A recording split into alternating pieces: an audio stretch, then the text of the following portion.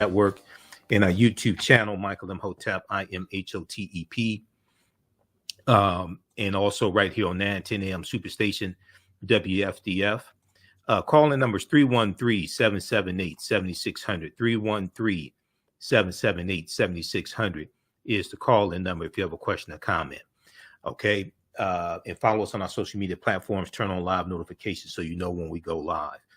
So I was on Roland Martin Unfiltered on Friday. We talked about Ketanji Brown Jackson. Roland had a really good panel, but he was actually at the White House and he filmed. He was in the Rose Garden. He filmed the presentation and he filmed the remarks from Ketanji Brown Jackson and President Joe Biden, Vice President Kamala Harris, but also he was on the ground talking to people who attended the ceremony and got their response also. So check that out. Roland Martin on Facebook, Roland Martin on YouTube. That's from Friday, April 8th. But we'll talk about the confirmation of Ketanji Brown Jackson. We'll talk about Will Smith being banned from the Oscars for 10 years. Do you think it was severe? I think it's severe, but I also think they're trying to send a message. You know, I've been following this. You know, we've been talking about this here on this show also. But then also out of Minnesota, Amir Locke. We got the news this week. It was on Wednesday. We got the news Wednesday that there will be no charges in the death of Amir Locke. Okay. So Amir Locke was 22 years old, African-American man, and he was legally armed, and the police entered into an apartment. He was at his relative, I think it was his cousin, and they had a no-knock warrant, and they entered in, and he had a gun legally armed, and according to his mother, he had a license to carry also. And he was underneath a sheet. It appears he was asleep. And one of the officers saw the gun and shot him and killed him. Okay. So we're going to share. There was a press conference on Wednesday that the Hennepin County prosecutor and Minnesota State's prosecutor, Minnesota State's prosecutor, Keith Ellison held. Okay. And so we'll talk about that also. All right. Now on the African History Network show, we focus on educating, empowering, and inspiring people of African descent throughout the diaspora and around the world, because right now it's correct your own behavior. What you do for yourself, what you do to yourself, and what you allow other people to do to you and get away with is based upon what you think about yourself. What you think about yourself is based upon what you have been taught about yourself. What you've been taught about yourself is based upon everything you've read, heard, and seen about yourself. So when you control the radius of a man or woman's thoughts, you can control the circumference of his or her actions, because the mind can't do or teach what it doesn't know. Now we deal with a number of different topics here on the African History Network show. We deal with current events, politics, education, economic empowerment, entrepreneurship, relationships, love, sex, health issues, and much, much more. Sign up for our email newsletter. Text the word Kemet, Kemet, to 22828.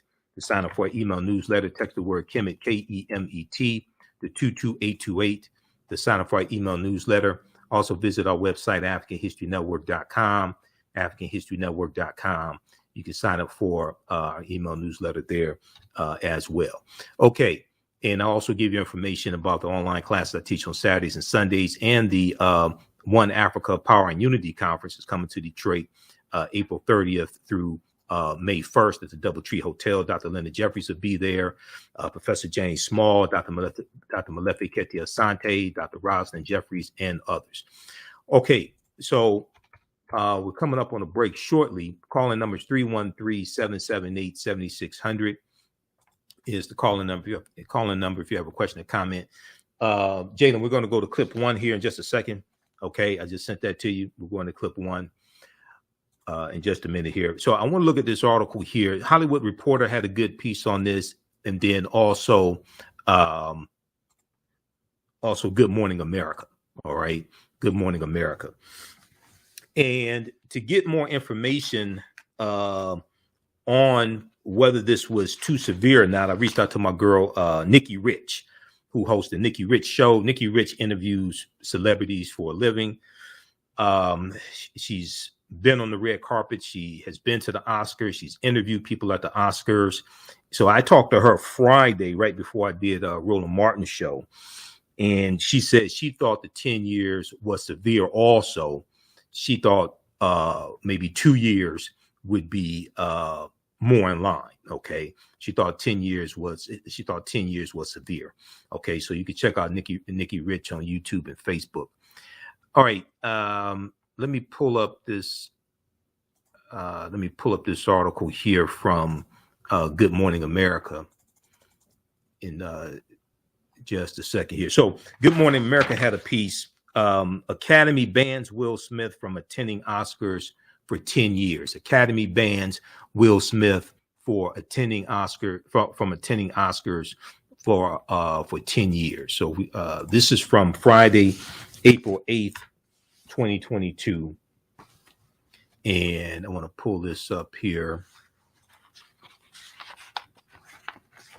Okay, so the Academy of Motion Pictures, Arts and Sciences Board of Governors has banned Will Smith from attending any Academy event or program, including the Oscars, for 10 years.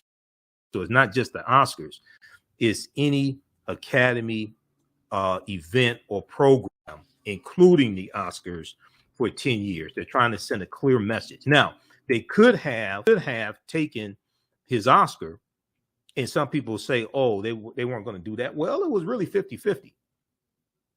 It is 54 board members. I read an article from, I think it was the New York Post, that talked about, this was leading up to the vote that took place on Friday, April 8th. And it was 50-50 that they were going to take his Oscar back. All right.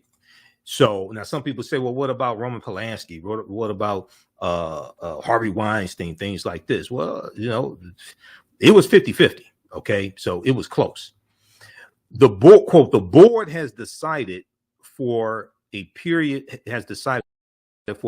of 10 years from 8th, 2022, Mr. Smith shall not be permitted to attend any Academy events or programs in person or virtually, including but not limited to the Academy Awards, reads a letter from the Academy signed by Academy President David Rubin and CEO Dawn Hudson, announcing the decision.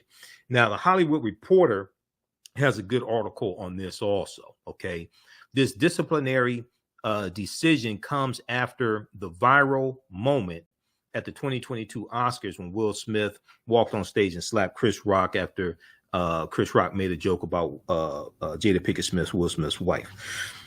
I want to go to, we'll go to clip one in just a second here, Jayla. The Academy apologized for the incident and for how the incident was handled on its part, saying it was, quote, unprepared for the unprecedented. Unprepared for the unprecedented. The letter also said this outcome is a step toward a larger goal of protecting the safety of our performers and guests and restoring trust in the Academy. Protecting the safety of our performers and guests and restoring trust in the Academy.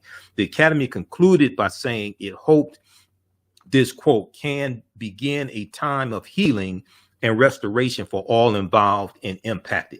Now, I want to go to clip number one here. This is clip one, should be from Good Morning America, NBC News. I want to go to clip number one from NBC News from Friday, April 8th. Let's go to clip number one, Jalen. Big news here. The Academy Board of Governors banning Will Smith from all Academy events for 10 years, a decade. Want to get right to it. NBC News correspondent Steve Patterson is following this for us from L.A. Steve, good to talk to you. What did the Board of Governors say here? Well, Yasmin, start with the decision and the obvious. 10 years without one of Hollywood's biggest stars is a long time compared to what many experts were expecting or predicting. And it's a definable amount of time, which makes it a lot less likely that they'll all of a sudden go back on their decision. This is a sentence of 10 years. Obviously, it's far from the harshest penalty that could have been levied, which would have been to take his Oscar away entirely. That's not happening. The statement also doesn't say anything about and being blocked from being nominated or winning again if he is nominated, and penalties as severe as those were not expected in the first place. In really the history of the Academy, there's very little precedent for that happening. Not to mention, we've heard over and over again about the outcry. Former winners like Harvey Weinstein kept his Oscar, Roman Polanski kept his Oscar, and so on. We did get a statement from the Academy. President David Rubin said, quote, "This action we are taking today in response to Will Smith's behavior is a step toward a larger goal of protecting the safety of our performers and guests and restoring trust in the Academy. We also hope this can begin a time of healing and restoration for all involved and impacted." That's directly from the Academy. They deliberated for about 3.5 hours. And remember, they moved up this date. They wanted to make this announcement today to move on from the whole Will Smith saga. Jasmine? We hearing anything from Will Smith's camp or Chris Rock's camp with all this happening? Will Smith has really been silent since he's made, obviously a repeated number of statements in the week that, that slap occurred. Chris Rock has been almost entirely mute. He's given a few comedy shows where he's warned the crowd, look, I'm not going to talk about this. I'm not going to say anything. I'm not ready to make a statement or a comment. I think when both of those guys are ready to talk, it will come in an official format. It will. Okay, we'll pick this up on the other side of the break. Back that up about 20 or 30 seconds, Jalen. Calling numbers 313-778-7600. 313-778-7600 is the call-in number if you have a question or comment. Also, when we come back from the break, we'll talk about Judge Ketanji Brown Jackson being confirmed to the U.S. Supreme Court, and we'll talk about the ceremony that was held in the Rose Garden on Friday. We talked about this on Roland Martin Unfiltered. You're going to hear from some African-American women who talk about the impact that this has and also what needs to happen in the 2022 midterm elections. You listen to the African History Network show. I'm Michael Imhotep. We'll be back in a few minutes. The work that I do is larger than the fashion industry. It's larger than the art world. And I believe that I was born to bring newness into this world. I'm Kaima McIntyre. I'm 24 years old and I'm an artist. I create everything from paintings to jewelry design, metaphysical jewelry to be specific, and fashion design. The only reason why my prom dress went viral is because people needed it. Within a few days of going viral, Notori Naughton reached out to me and she's like, I saw your dress, can you make me a dress? I was equally as shocked to be asked by a celebrity to design their dress at the age of 17. That's just one person, and the list just continues to go on to Janet Jackson, to Tyra Banks. It really hits home. That means that the discussion is happening on the grounds in real time. Welcome back to the African History Network show right here on 910 AM, the Superstation, the Future Radio. I'm your host, Brother Michael Imhotep. It is Sunday, April 10th, 2022, and we are live. Calling numbers 313-778-7600. 313-778-7600 is the calling number if you have a question or comment. All right. So right before the break, we were talking about Will Smith being banned from the Oscars for 10 years. Some people think it's severe. Some people wanted his Oscar taken away, to be quite honest. Some people wanted it revoked. All right. Coming up in a few minutes, we're going to talk about Judge Ketanji Brown Jackson also being confirmed to the White House. And on Friday, there was a ceremony in the Rose Garden to celebrate that as well. So you're going to hear a clip of that. And I was on Roland Martin Unfiltered. We discussed all of this on his show also. Okay, Jalen, let's go back to this clip here from NBC News. Occurred. Chris Rock has been almost entirely mute. He's given a few comedy shows where he's warned the crowd, look, I'm not going to talk about this. I'm not going to say anything. I'm not ready to make a statement or a comment. I think when both of those guys are ready to talk, it will come in an official format. It will come in some sort of big interview. But no, we've heard nothing so far from this point of statement or even from when that happened at the Oscars. What about with the Board of Governors making sure something like this never happens again? I think obviously, look, the board wanted to make this statement today. They wanted to get this out of the way. That's number one. I think number two would be to address any safety concerns in the future, would be to maybe levy harsher penalties, maybe update the guidelines. That's all stuff that will come at a later date, maybe ahead of the next Oscars, maybe an announcement that comes further down the line. Remember, the meeting was supposed to be again about 2 weeks from now. This was moved up specifically for this reasoning. This is the reasoning that we got today. Yeah. And I'm imagining, Steve, this ban does not affect his wife, Jada. No effect or impact from the family. And again, no statement from the family that we've heard so far. Steve Patterson, thanks for being on this for us. We appreciate it. Okay. So that was from NBC News from Friday, April 8th. So I want people to understand the meeting of the Board of Governors, there are 54 members of the Board of Governors, that was supposed to take place April 18th. They moved the meeting up to April 8th because of the fallout behind all this. And we know that there have been different abductions and movies, things like that have backed away from Will Smith. Now, he's going to recover from this. This ain't the worst thing that somebody could have done. He's going to recover from this. But, I mean, this is an example of how, stupid actions can follow you. And, hopefully, I don't know exactly what's going on with their relationship, but hopefully, they can fix things, or if they're better separately or what have you, whatever. But, I mean, this is crazy. This happened on probably the biggest night of his life. Okay. Now there was a article from, we're going to clip 2 in just a second. Jalen, from clip 2 is from the Today Show. We're going to that in just a minute here. So there was a article from, which one was that? I think it was New York Post, Academy. Okay. Yeah. From the New York Post. This was from, I think this was Wednesday. So it was 2 days before the meeting. This is from where they updated it. It was originally from Wednesday. Okay. Academy split over confiscating Will Smith's Oscar on decision day. Okay. Academy split over confiscating Will Smith's Oscar on decision day. Because I'm telling you, some people wanted his Oscar taken back. Now, I think that's a bridge too far. I think that's going way too far, but still, it's like, hey, so read this one also from the Washington Post. Will Smith's Oscar trial is a stalemate, with Smith's fate over the slap slated to be decided today. The Academy of Motion Picture Arts and Sciences Board is reportedly divided on whether to confiscate the Hancock Actors Best Actor Award. They were reportedly split on whether to confiscate his Oscar or not. Okay, which would have drawn a lot of backlash as well if they did that to him. Okay, and you didn't take it away from Harvey Weinstein or Roman Polanski. But the other thing is, well, the counter to that would be, well, Will Smith did the infraction at the Oscars. So I think that would have been too far, but still. Okay, now I want to go to this second clip here. This is from the Today Show. Let's go to clip 2, Jalen. This morning, Will Smith is waking up to his first full day of a decade-long ban from the Oscars. The star will get to keep the award he won on the same night and is eligible for future nominations, but barred from all Academy-related events, in person or virtual, for the next 10 years. The Academy's Board of Governors coming to a decision 2 weeks after the on-stage slap that sent the star's life spiraling.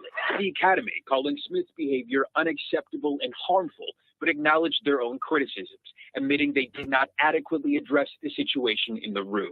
Smith, who reportedly refused to leave the show, responded in a statement, "I accept and respect the Academy's decision." It was a heavy blow, and something that he accepted in his statement. Senior Variety editor Clayton Davis says the penalty could have been even worse if Smith hadn't resigned from the Academy more than a week ago. He might have been expelled, and maybe he didn't want that scene. The worst effect would have been him banned forever and never being able to attend the ceremony again. This looked good. And with the star tied to several big-name projects, insiders wonder who will want to work with Smith. no one wants to be associated with that first project out the gate because it's all going to be about this. Now he has to rebuild that legacy and show real remorse for what happened. A complicated ending to Hollywood's favorite off-screen drama. Meanwhile, Chris Rock remaining silent since the slap. In a statement, the Academy praised the comedian for maintaining his composure. He's been on a comedy tour repeatedly telling audiences he's just not ready to comment yet. Guys, back to you. All right, Steve, thank you for that. And Smith has said he knows he has real work to do. If you're Smith, you're probably a little relieved you didn't lose your Oscar. Yeah, well, there's certainly some other Hollywood legends, I guess legends is far too generous, who've done things that are far worse off screen, and they have kept theirs as well. The question will be next year, who delivers the Best Actress award, right? It's usually the guy who won the Best Men, the Best Actor the year before. Maybe Chris Rock. We'll see. Okay, so that was from the Today Show, and that is from that's from Saturday, April 9th. Okay, Will Smith banned from Oscars for 10 years after Chris Rock slap. That's at today.com from the Today Show. And the Academy would have drawn a lot of backlash if they took the Oscar back away from Will Smith, because there's only been 4, if I remember correctly, only 4 African Americans that have won Best Actor in the past. And here you have this African American man, and on the night that he wins, well, you end up taking it back from him. So, but once again, the board was split. The 54 member board of governors, they were split over whether or not to take his Oscar back or not. So the only statement released from Will Smith in this after the announcement of the ban is Smith responded in a statement saying, "I accept and respect the Academy's decision." Okay. Now, so you can check out the rest of this article here from Good Morning America. And let me see something in this. Okay, that was from previously. Okay. Hollywood Reporter has an even better article. Film Academy, let's go to this one here quickly from the Hollywood Reporter. Film Academy bans Will Smith from Oscars ceremony for 10 years. And this one from the Hollywood Reporter, they actually have the actual letter, the statement from the Academy, so you can read that. Okay, we'll pick this up on the other side of the break. You listen to the African History Network show right here on 9:10 a.m. Superstation, the Future Radio. When we come back, we'll talk about Ketanji Brown Jackson being confirmed to the U.S. Supreme Court. And we'll let you hear what happened in the Senate chamber. And we'll talk about why the Republicans walk out after her confirmation. And then we'll talk about what happened in the Rose Garden on Friday when they had the ceremony for Ketanji Brown Jackson. Listen to the African History Network show. I'm Michael Imhotep. We'll be back in a few minutes. Jeanette Davis is a well-established author with 6 published books. Black Survival in White America from Past History to the Next Century was published in 1995, and it delves into the history of African Americans before slavery up to contemporary times. The Great Divide Between Blacks and Whites was released in 2008, and her autobiography, Black Just Like My Mama, was published in 2010. Soulful Journey, The Business of Beings, was released in December 2021, and her 2 latest books, Echoes from the Heart, Love Throws Poetry, and Master Being Human, were both published in January of 2022. Jeanette Davis' writings delve deeply into the psyche of Black people from ancient to contemporary times. She cuts no corners and leaves no stones unturned in relating truth, letting the chips fall where they may on both African and European doorsteps. Order Jeanette Davis's books today at Amazon.com. Search for Jeanette Davis and get to know her work today. STEM Forward, helping our community find their place in the emerging fields of science, technology, engineering, and mathematics. Join us for our monthly live stream on our website, stemforwardedu.org. Watch, subscribe, share. Also join our mailing list to stay up to date with STEM resources and opportunities. STEM Forward, the future is now. Watch, subscribe, share.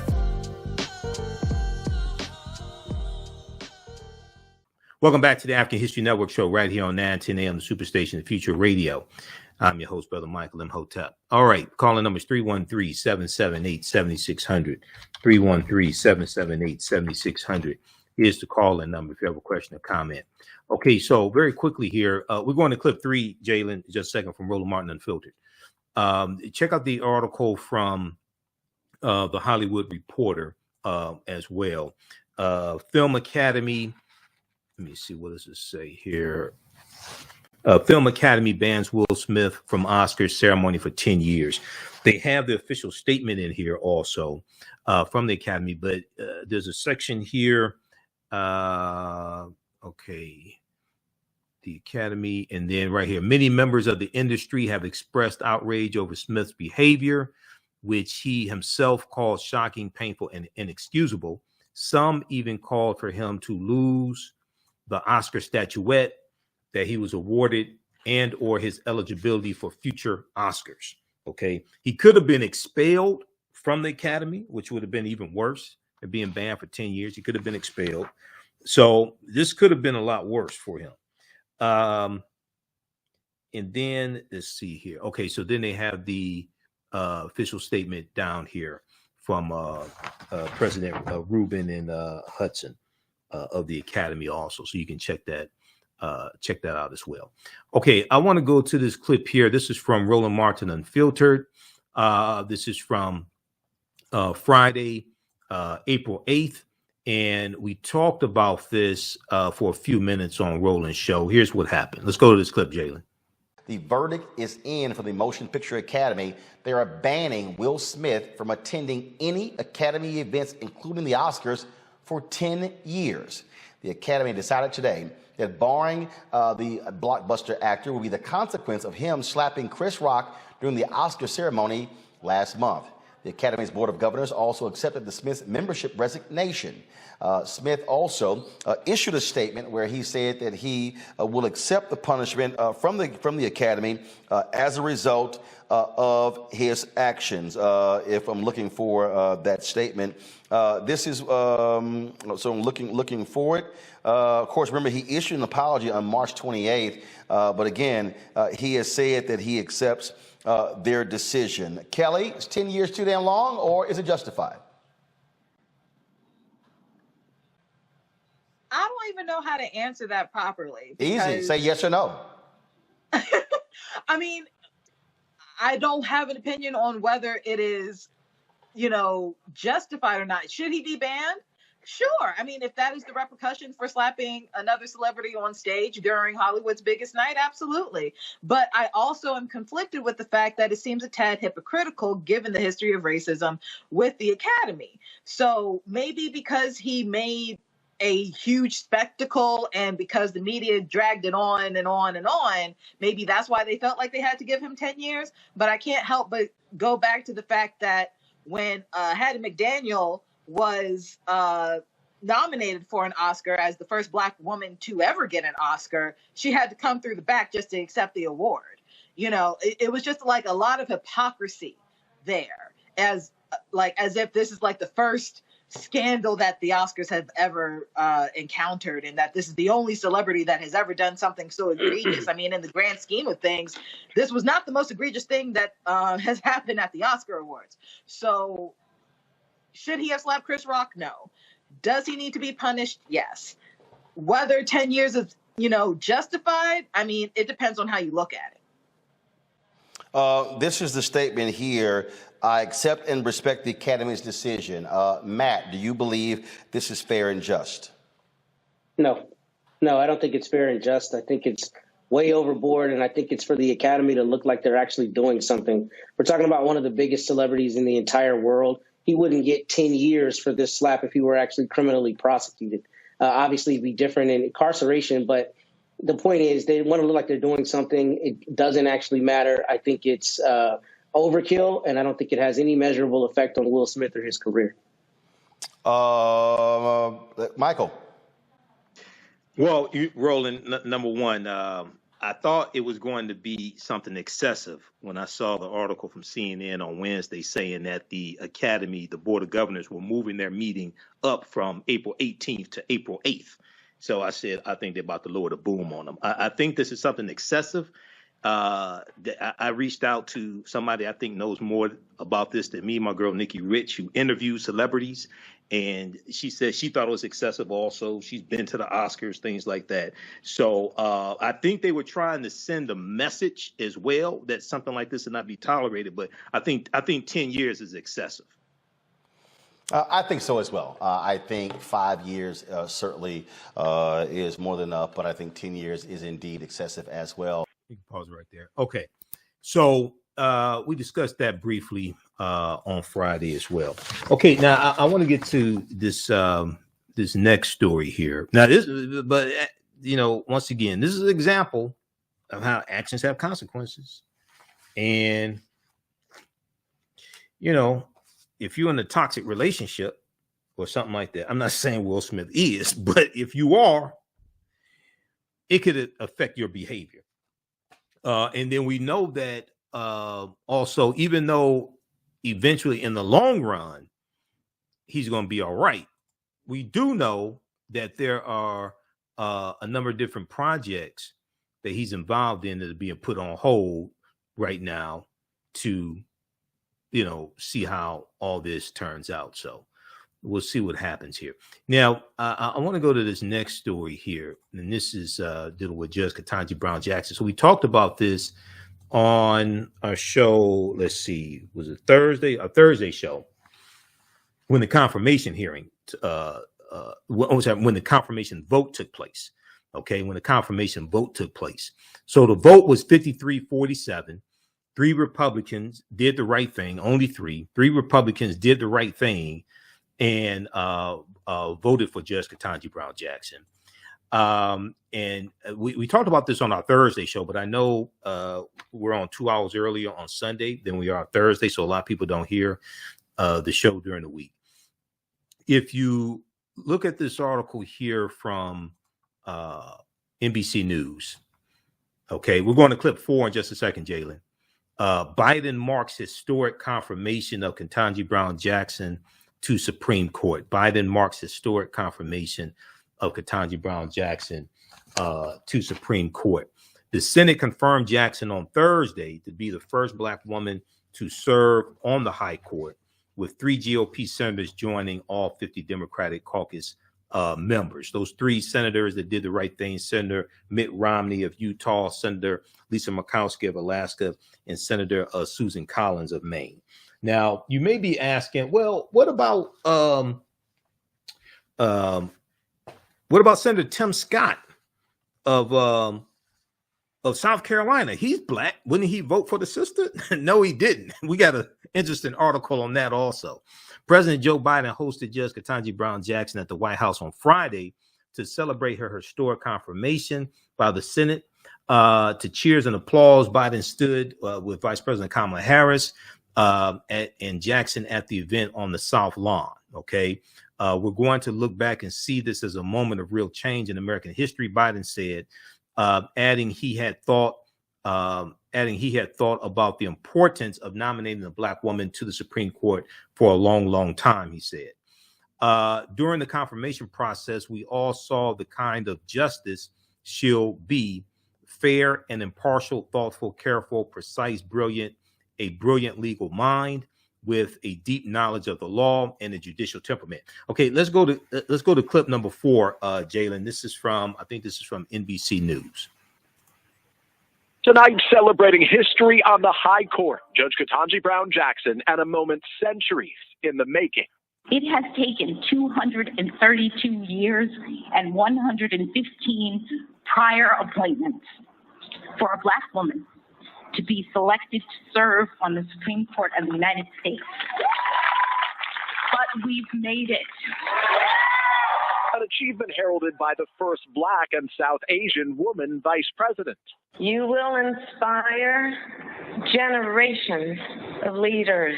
President Biden reveling in the moment and recounting an earlier conversation with Jackson's daughter, Talia. I said to Talia, it's hard being the daughter or the son of a famous person. I said, imagine what it's like being president. She said, She may be. For the president struggling with record inflation, a raging war, and low approval ratings, a rare bipartisan political win, but also condemnation for Senate Republicans after those contentious confirmation hearings. There was verbal abuse, the anger, the constant interruptions. The top Republican dismissing that complaint. Justice Jackson was treated respectfully. We talked about her record and her record only. Jackson, a history maker and a barrier breaker, reciting the poetic words of Maya Angelou. I am the dream and the hope of slaves.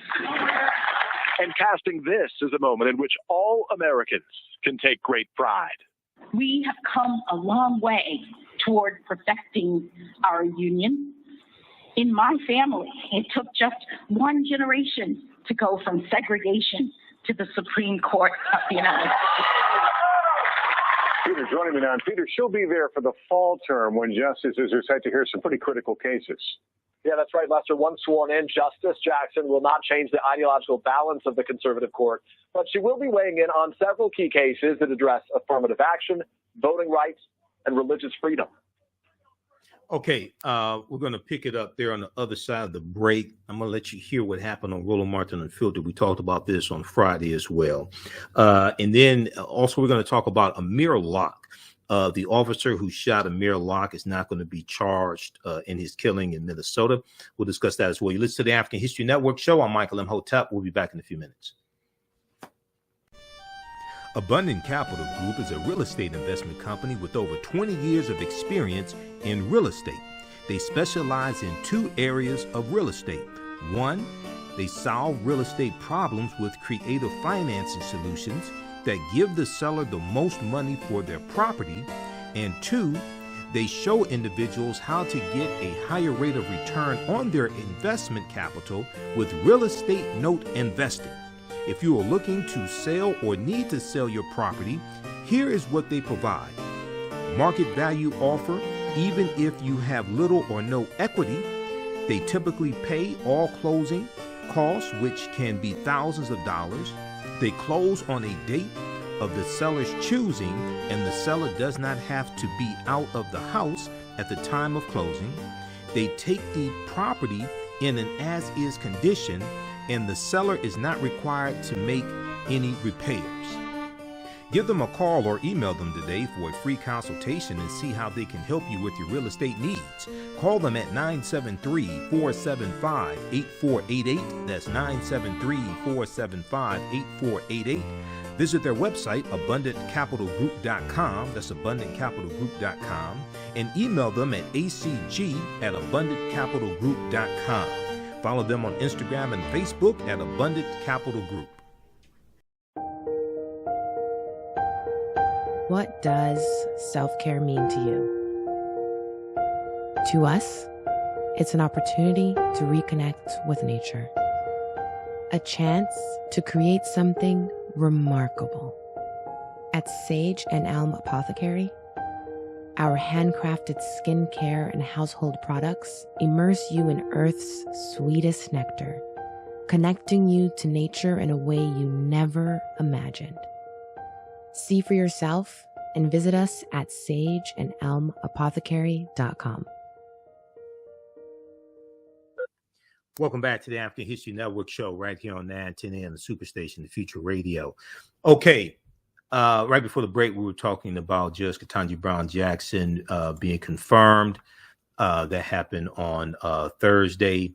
That was Thursday, April 7th. We talked about it on our Thursday show. And one of the things we talked about, and not a lot of people know this, but we talked about the real reason why some of the Republicans kept talking about pedophilia and her ruling on cases regarding pedophiles. Okay. How many people remember Pizzagate? 2016, you had Edgar Madison Welch, who was following an internet conspiracy theory. And he went to the Kemet Pizzeria, the Kemet Pizza restaurant. He was following this internet conspiracy theory. He's a North Carolina man who fired an assault rifle inside of the Washington, D.C. pizzeria, the Kemet Pizzeria, Kemet Ping Pong restaurant, as he chased down an internet rumor related to Hillary Clinton. Okay, he chased down an internet rumor related to Hillary Clinton. Okay, so the shooting took place December 4th, 2016 in Washington, D.C. Edgar Madison Welch was 28 years old. And he drove a number of hours instead of contacting the police about this internet rumor. He took it upon himself to drive a number of hours, and he goes to the pizzeria and shoots it up. Prosecutors say he was self-investigating an online conspiracy theory dubbed Pizzagate that claimed that the Kemet Ping Pong restaurant was harboring a child sex trafficking ring with connections to influential Democrats. And they were supposed to have the children in the basement, but there was no basement to the Kemet Ping Pong restaurant. Washington police and the FBI denied the theories had any substance. It's more stupid nonsense like QAnon. Okay? And now it's even deeper than this. Check this out. Federal Judge Ketanji Brown Jackson said Thursday that even though Welch didn't harm anyone, his unsound actions, quote, literally left psychological wreckage, end quote, according to the Associated Press.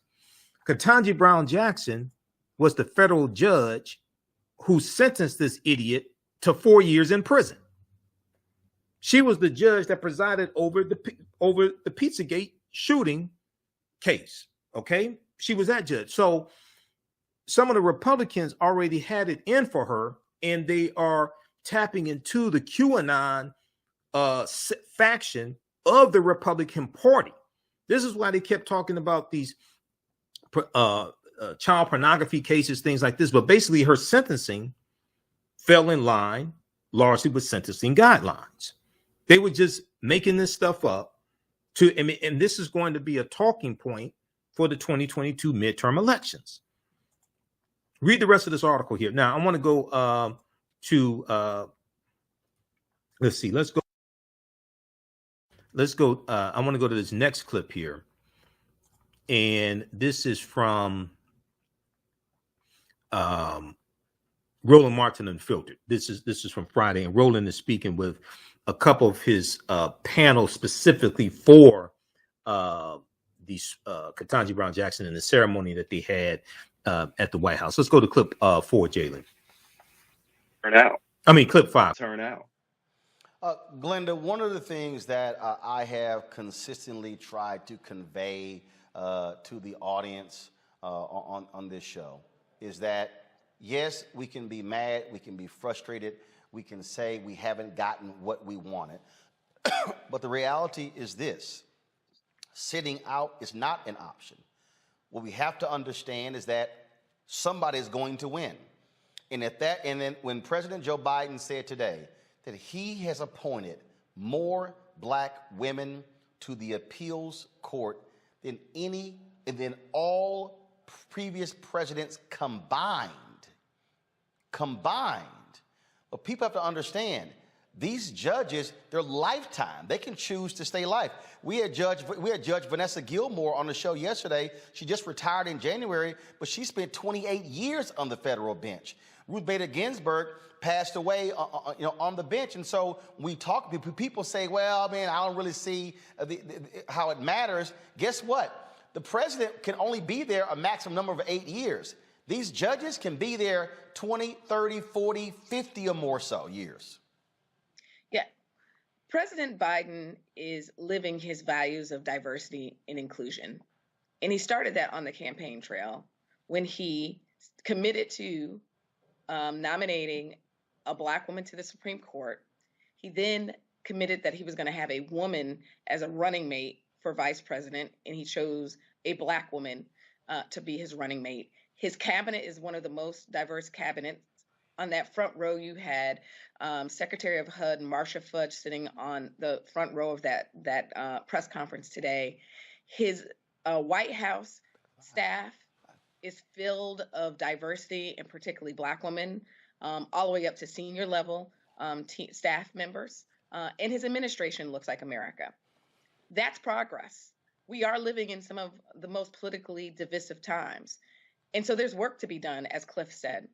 We need to change the configuration of our Congress. And then we need to get to work to holding our elected officials accountable and creating the environment for our champions to push progressive policies.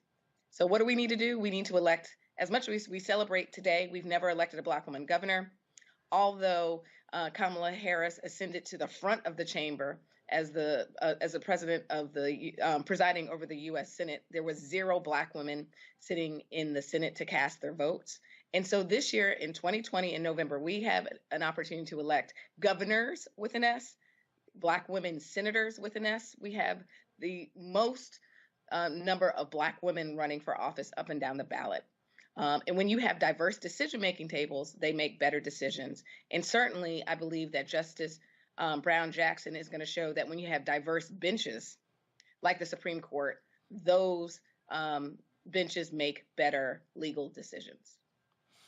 To that point, in terms of moving forward, Rebecca, as I said, she ascends. She says, finally, we are now here. But the point that we have to keep making is more history can actually unfold. There can be more federal judges, more district judges, more appeals court judges filling the pipeline. So it's not just the one. Now is an opportunity for us to keep pressing. And the reality is, I said this last night, you've got critical Senate races. If Democrats are able to hold the majority and expand the majority, we can guarantee that there are more Black federal judges. And then there's some sister out there who was younger than Judge Ketanji Brown Jackson who could be appointed. Donald Trump and McConnell, they appointed a 35-year-old white woman who was only 11 years removed from law school. And so people need to understand that sitting out the election cannot be an option, because we must be thinking about the judicial branch and the executive and the congressional offices as well. So I run a national nonpartisan voting rights organization. And one thing that I really want to point out here, since the 2020 election, there have been so many laws across the country that suppresses the right to vote. And so as we think about the critical races up and down the ballot across the country this year, we still need to urge Congress to pass meaningful voting rights legislation. We have a gutted Voting Rights Act. So I'm happy with the events that unfolded today, that Justice Ketanji Brown Jackson is a staunch supporter of voting rights. She actually believes in the fundamental right to vote. But we also need Congress to act. We are 7 months today away from the general election. We're already seeing that in the primaries that are taking place across the country right now, that some of the people who are trying to register to vote this year, when we look at what happened in Texas the other month, tens of thousands of people were denied to be able to register to vote because of the new rules that Texas has put into place since the last election. So we really need to lean on Congress and urge Congress to pass meaningful voting rights legislation. But the Detroit, 910 AM Superstation, a division of Adele Media. The views and opinions expressed on any program are those of the producers and or the persons appearing on the program, and do not necessarily reflect the views and opinions of 910 AM Superstation or Adele Media. Welcome back to the African History Network show. All right, the calling number is 313-778-7600. 313-778-7600 is the calling number if you have a question or comment. Okay, so right before the break, I was sharing an excerpt of Roland Martin Unfiltered. He was speaking with a couple of his panelists about, this was on Friday, about the confirmation of Ketanji Brown Jackson, and also the ceremony at the White House as well in the Rose Garden. Now, there was and then there was the article from NBC News from, this is from 2017, that dealt with Pizzagate. And I was drawing the connection between some of the Republicans like Ted Cruz, spineless Ted Cruz, Senator Lindsey Graham, but especially Ted Cruz, and then Josh Hawley, Tom Cotton, that were attacking Judge Jackson over her handling of a few. They focused in on 4 cases dealing with pedophiles, connecting that to the Pizzagate conspiracy theory and Edgar Madison Welch, who was the guy who shot up the Kemet Pizzeria in Washington, D.C., chasing down an internet rumor surrounding Hillary Clinton and surrounding children being sold as sex trafficked and being harbored at this pizzeria. They were supposed to be in the basement. There's no basement at the pizzeria. This idiot, instead of contacting the police, contacting the FBI, what does he do? He takes his AR-15 and he drives hours. This idiot drove hours from North Carolina to Washington, D.C. to try to rescue the children. Drove 4.5 hours. Judge Ketanji Brown Jackson was the federal judge who sentenced this idiot to prison. She sentenced him to 4 years in prison. And Judge Jackson added that Edgar Madison Welch still went ahead with his ill-conceived plot when others warned him not to, and that he should have simply contacted law enforcement if he believed the restaurant was engaged in something illicit. Okay, instead of driving more than 4.5 hours from his home to Washington, D.C. to rescue the non-existent children. Okay, this is what Judge Ketanji Brown Jackson said. Okay, so when you connect the dots between the QAnon faction of the Republican Party, you got Republicans who want to run for president like spineless Ted Cruz, lion flying Cancun Ted Cruz, Tom Cotton of Arkansas, Josh Hawley of Missouri. They're using this to gin up, especially the crazy QAnon followers, okay, for the 2022 midterm elections, but also they're going to use this as a springboard for the 2024 presidential election as well. Okay, now I want to go to clip number 6. I want to go to clip number 6 because we'll go to that in just a second, Jalen. Clip number 6. At the 59:40 mark, because Roland goes to the panel about this, and I'm on the panel. If we look at the article from, I want to look at this article here from this one here from the Washington Post. Okay, which one is this here? Okay, Washington Senate confirms Jackson as first Black woman on Supreme Court. Okay, so read this one from the Washington Post. NBC News also has a good one as well. And the vote was 53-47. Okay, now what's interesting is that when Thurgood Marshall was confirmed to the U.S. Supreme Court in 1967, the vote was 69-11. 69-11. He got a lot more Republican support. All right, but now it's only 3 Republicans. This is how partisan, how divisive Congress is. And they're towing the line for Donald Trump. All right. This is why the 2022 midterm elections are so crucial. Jackson's tally fell considerably short of those earned by previous trailblazing nominees, such as Thurgood Marshall, the first Black justice, who was confirmed 69-11 in 1967, or Sandra Day O'Connor, the first woman who was confirmed 99-0 in 1981. Okay, now she is more qualified than anybody else on the Supreme Court, but you only had 3 Republicans that voted for it.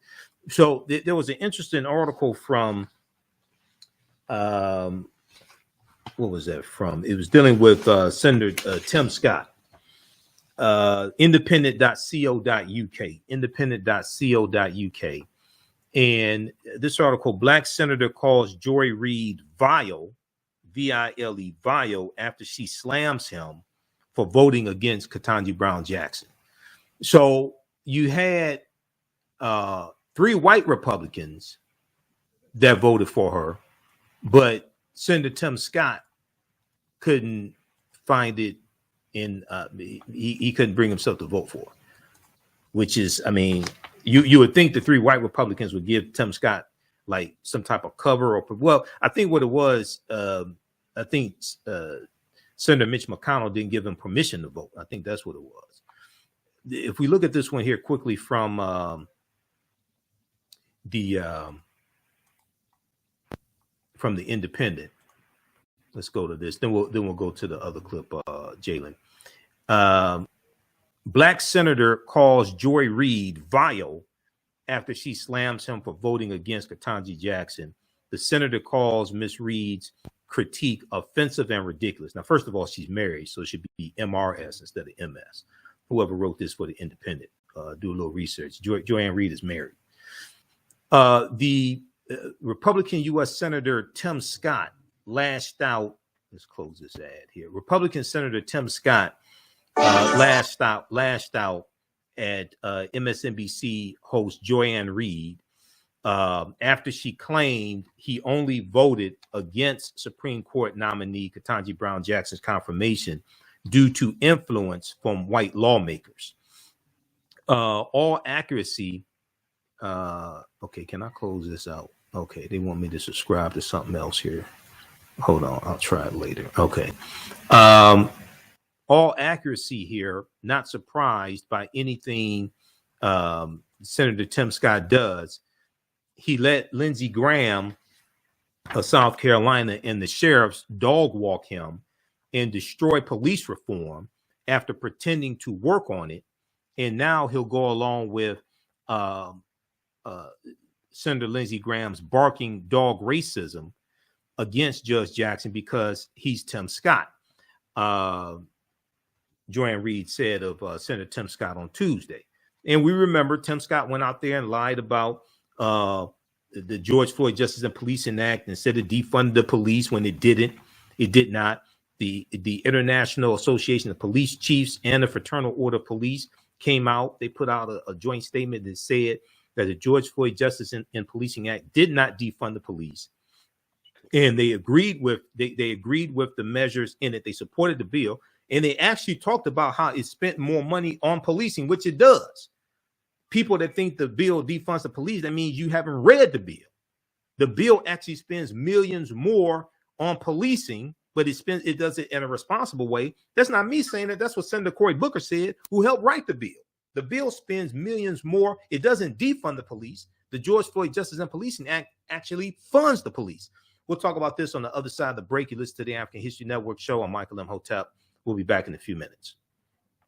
The work that I do is larger than the fashion industry. It's larger than the art world. And I believe that I was born to bring newness into this world. I'm Kaima McIntyre. I'm 24 years old and I'm an artist. I create everything from paintings to jewelry design, metaphysical jewelry to be specific, and fashion design. The only reason why my prom dress went viral is because people needed it. Within a few days of going viral, Notori Naughton reached out to me and she's like, I saw your dress, can you make me a dress? I was equally as shocked to be asked by a celebrity to design their dress at the age of 17. That's just one person, and the list just continues to go on to Janet Jackson, to Tyra Banks. It really hits home. That means that the discussion is happening on the grounds in real time. iRedify is a Black-owned digital platform that showcases Black and Brown cultures and people. The books on the platform are written by African-American authors, Afro-Caribbean authors, African authors, and so much more. Kids 14 and under can read ebooks, listen to audiobooks, and complete learning activities. Kids can even write in the books digitally. Get unlimited access to everything on the platform for only $8.99 a month at iRedify.com. Sign up for your membership today. Mental health and well-being have long been a taboo subject in the so-called African American community.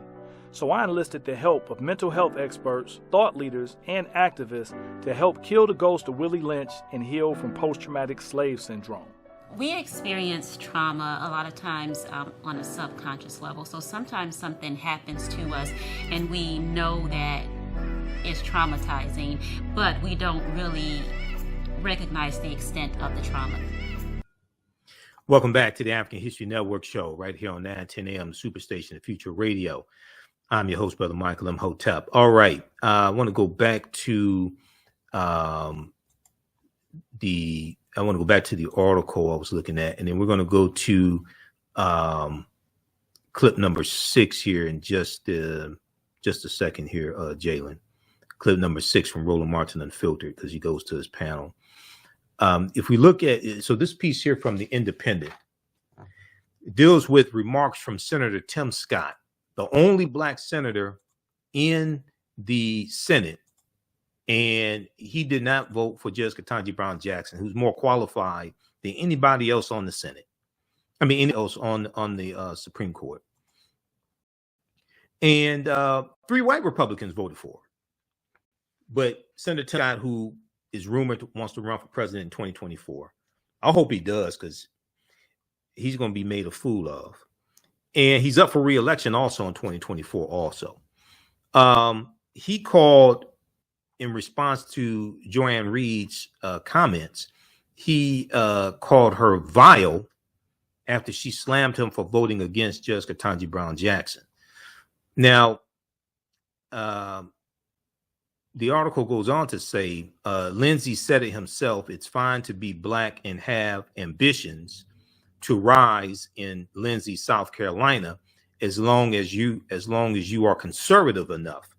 Meaning, as long as you do and think what Lindsay and his clan tell you, clan with a C, but you could replace it with a K if you wanted to, but clan with a C for these purposes here. Meaning, as long as you do and think what Senator Lindsey Graham and his clan tell you to, she continued sharing a 2020 Guardian story, Guardian.com, about comments Lindsey Graham made during a televised campaign event. 2 days later, Senator Tim Scott responded to Joanne Reed's comments during an appearance on Fox and Friends. Now, Senator Tim Scott is not going to come on MSNBC. He ain't going to go on Joanne Reed's show. He's not going to go on Roland Martin Unfiltered. Okay. I don't know why, but he'll run to Fox and Friends. He'll run to Fox News. So Senator Tim Scott said, what is so offensive about Joy is saying is that a black man cannot think for himself, but you're not thinking for yourself. Senator Tim Scott is like white supremacy through ventriloquism, as Dr. Michael Eric Dyson says it. He said, I have to follow somebody else. This is the most ridiculous thing I've ever heard. Well, let's look at this. Following somebody else, okay? 46 Republicans voted against her, only 3 voted for her. So who are you following? 46 Republicans voted no. Only 3 Republicans voted yes. So it looks like you're following the majority of Republicans, Tim Scott. He said, but it reinforces the liberal elite's approach to minorities who will not fall in line and do what they tell us to do. So read the rest of this here. Read the rest of this article. But Tim Scott should go on Joanne Reed's show or come talk to black media. He won't do that. Senator Tim Scott won't do that. Okay. He knows he's going to get destroyed. He will not do that. He'll run the CBS News. He'll run the Face the Nation. He'll run the Fox and Friends. He ain't going to go to he may go on Larry Elder's show. That ain't black media. He may go on Larry Elder's show, conservative Larry Elder. He may do that. He's not going to go on Joy and Reed's show, MSNBC, anything like that. He definitely won't go on Reverend Al Sharpton's show. He won't go on Roland Martin Unfiltered. I don't even think he'll do Don Lemon's show. Maybe he has, but I don't even think he'll do Don Lemon's show. But okay, let's go to clip. Let's go to clips. Let me see if I got this queued up. I want to go to clip 6. So this is from Friday also. And hold on, let me go to this. Let's go to let's do this. Let's go to the phone lines first. Let's go to Larry on line 1, who's been holding. Hey, Larry, welcome to the African History Network show. Tell us where you're calling from. Thanks for holding. Call from Detroit. From Detroit. Okay, yeah, go ahead. Michael. Thanks for holding. Yeah, I'm getting a really loud echo. You getting a really loud echo? Yes. I'm not sure why you're getting a loud echo, but you are. Let's see. Hold. Let's just check something here. Okay, you're not on speakerphone, are you? No, I'm not. Okay. Check it. Hey, do me a favor. Check the line. Check the line there, Jalen. He said he's getting an echo. All right, Larry, go ahead and speak. Hello? Yeah, he said, go ahead and speak, Larry. Oh, okay. I'm sorry. Michael, listen, you said that, the midterms are, something that, that's really, that really is so very vital and important. But yeah, not only that, but the types of qualifications that Judge Ketanji Brown Jackson has, that's also, who could meet those types of qualifications that she's met? She's probably one of the most qualified people on the Supreme Court. Do you think that you're going to, after taking her through such a, I don't know what do you even call that? I missed something that you said, Larry. You said, I think they're going to go after her or something? What No. Do you think that they'll ever elect another black person, period, with her qualifications? If they took her through everything and she's got all those qualifications, she's probably one of the most qualified Supreme Court justices ever to be elected to the bench. Okay, so and they took her through what they took her through. So do you think after her, do you think that they'll ever elect a male or female black person to sit on the Supreme Court? Okay. I think what we need to do, we need to be really concerned about that, because this is why. Because if she's so qualified to do that, okay, to sit on the bench with those qualifications that she has, all the things she has going for her, she's actually sat, in that position or in a position like that. But then, if someone else is going to follow her, let's say that Biden has to elect someone else, who can he put there? Oh, there's a number of people he could. There's a number of people who could. We don't know. There's a number of people. Don't know. No, Larry. Larry. There's a number of people he could put there. Leandra Kruger, J. Michelle Childs. There's a number of African American judges. He may nominate one of those people, Michael, but they're not going to put them there. And the reason why they're not, because they set the bar so high for Judge Ketanji Brown Jackson. And no other person has those type of qualifications. You don't have to have. No. Larry, slow down. You don't have to be as good as Judge Ketanji Brown Jackson to be on the Supreme Court, because most likely the previous 115 Supreme Court justices didn't have the same qualifications as her. So you don't have to be as good as her to be on the Supreme Court. No, because the other 8 on the Supreme Court. Just a second. The other 8 the other 8 are not as qualified as her. What's important, and Senator Lindsey Graham said this during the confirmation hearings. He said if Republicans get back control of the Senate, there are not going to be any more confirmation hearings like this. Okay, he said this. Mitch McConnell basically said this when he was interviewed by Axios this past week. Mitch McConnell basically said the same thing. If Republicans get back control of the Senate, people have to understand the Senate is the branch that holds the confirmation hearings, not the House of Representatives. If Republicans get back control of the Senate, they will shut that down, just like they did Merrick Garland. But in 2014, Democrats lost control of the U.S. Senate. In 2016, when President Barack Obama nominated Merrick Garland, they did not hold, Mitch McConnell was in control of the Senate. The Senate majority leader controls when the confirmation hearing takes place, or if there's a confirmation hearing, or if there is not one. They did not have a confirmation hearing for Merrick Garland, and after a year, that nomination expires. They will block it, just like they did 103 federal bench nominations that President Obama did also. They did not, they blocked those as well. Go ahead. Michael, here's the other part that I feel threatened by. I feel more threatened by. We don't even know, as Black people, we do not know what her stances are on, for example, these whole issues about redistricting. I mean, things that are really relevant to Black people. We don't even know what that judge's stance are on those issues. And not being in the majority.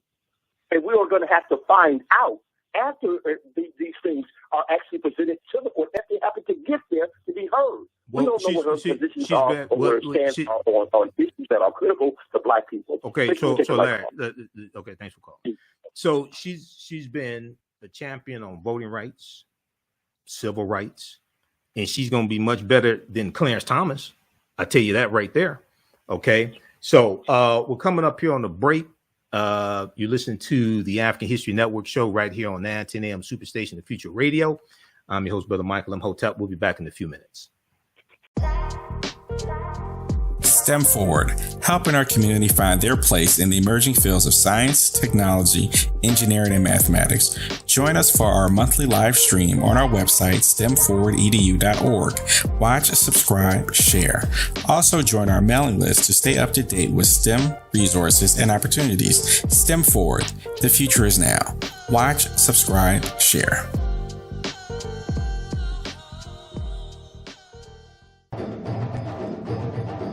Soul in Motion, celebrating 38 years in the arts. This energetic ensemble of dancers and drummers was started by percussionist Michael Friend and is led by choreographer Associate Director Pam Lassiter. Based in the Washington, D.C. area, Soul in Motion is now accepting bookings for Black History Month, Juneteenth, and summer festivals in 2022. Soul in Motion is also available for more intimate events like naming ceremonies and weddings. To find out more or to book your date, call 240-452-1349 or send an email to info@soulinmotion.org. Be sure to check us out on Facebook, Instagram, and YouTube. Soul in Motion, celebrating our history, our culture, our future. Soul in Motion. Theater, African dance, and drumming since 1984.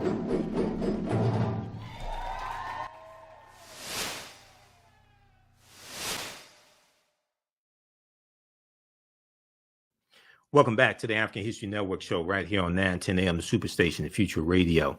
I'm your host, Brother Michael Imhotep. All right, it is Sunday, April 10th, 2022, and we are live. All right, I want to go to this clip here. This is from Roland Martin Unfiltered. This is from Friday, April 8th, and I was on this panel. We were talking about the confirmation hearing, but also the ceremony that took place in the Rose Garden. Let's go to this clip, Jalen. Folks, about an hour ago, the White House released the first official portrait of Judge Ketanji Brown Jackson. This is it right here. That is her first official portrait. Of course, there will be the actual Supreme Court photo once she is sworn in and she is actually provided her Supreme Court justice robe. My panel, Matt Manning, civil rights attorney, Kelly Bethea, communication strategist, Michael Imhotep, host the African History Network show. I also hope folks watching understand what you just witnessed is what happens when you support Black-owned media. Because just so y'all know, the White House at the event we were all behind the barricades, and when it was over, they would not let us actually go interview the people who were attending. I was not particularly happy with that. Yes, I've already made my feelings known about that. I said it kind of don't make any sense having all these folks here. We can't actually talk to them. So we had to actually leave the White House grounds, Lauren Burke and I walked all the way around to the, literally, the entrance was like right there. But we had to literally go out the White House, go all through the front, to the side, to capture those folks there. And so that's what we did. And there were no other media out there. And so it was important, I felt, for us to hear from those voices, the people who were sitting in there. And so that was important. So when y'all support us, when we're able to buy the cameras, send staff, in this case, that was me, to do these things, that's why it's important. Because otherwise, if you watch the other network shows, all you're going to see are just the speeches from the platform. No, the reaction was also critically important. And Kelly, I'll start with you. That was the thing that you saw that, you know, especially each one of those black women, they remarked about what they saw, what they heard. And when she quoted Maya Angelou, that also really brought it home. It really did.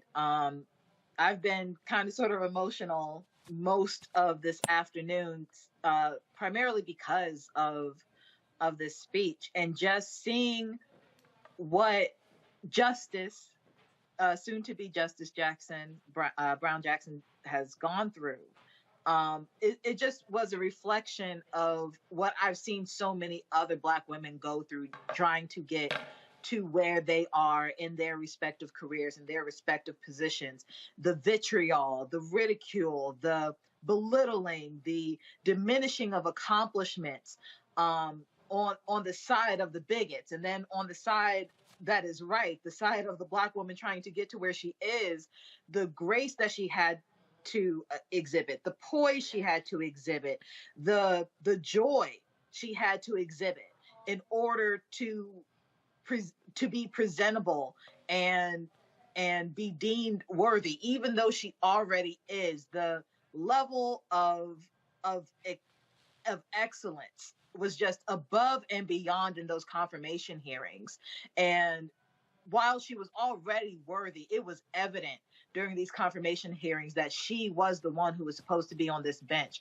And finally, seeing that it was a bipartisan support, even though it was only, 3 Republicans who voted for her. The fact that there was some modicum of decency on the GOP side to confirm her, the fact that she has been affirmed by the President of the United States and every single colleague who matters in her regard, it just felt like anything is possible today. This was a wonderful way to end a stressful week, for sure. And I can only imagine what she is feeling as the first Black woman Supreme Court Justice. I am so excited for her. I'm excited to read her opinions. I'm excited to hear recordings of her on the bench. I'm excited to read the books that inevitably will come out on her behalf, books that she will write.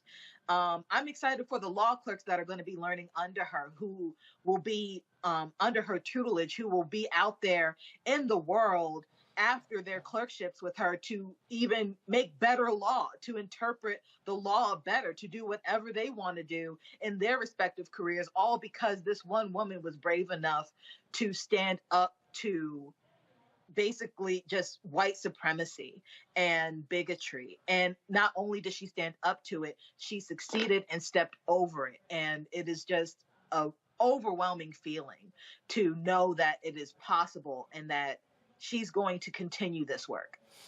You know, Matt, I really hope, and I've been watching the comments, and I've been looking at how people have been commenting, and I think, and you got a lot of people today who are cynical for their own reasons, but I really think brothers out there who are watching us, who are listening to us,